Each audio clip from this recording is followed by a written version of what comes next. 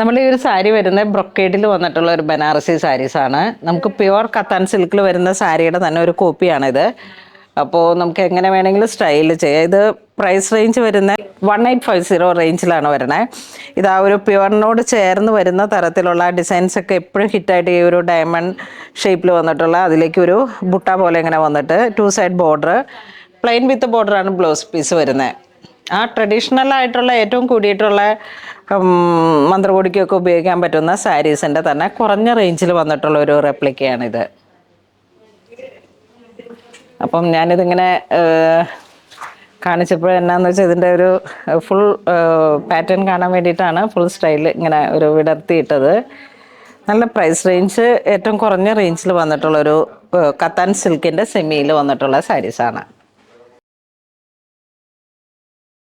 ചെറിയ വീവാണ് വരുന്നത്. Same design തന്നെ, സെയിം പ്രൈസ് തന്നെ. നല്ല പൗഡർ ബ്ലൂ കളറിലേക്ക്.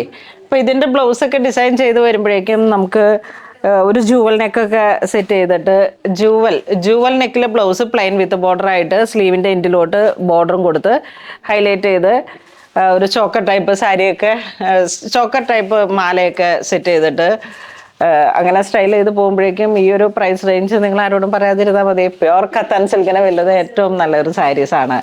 ഇതൊരു പേസ്റ്റൽ കളറിലേക്കാണ് നല്ല ഗോൾഡൻ കസവ് വരുന്നത്. നല്ല സോഫ്റ്റുമാണ്, അധികം എഴുതി നിൽക്കാത്ത തരത്തിലുള്ള നല്ല സാരീസാണ്.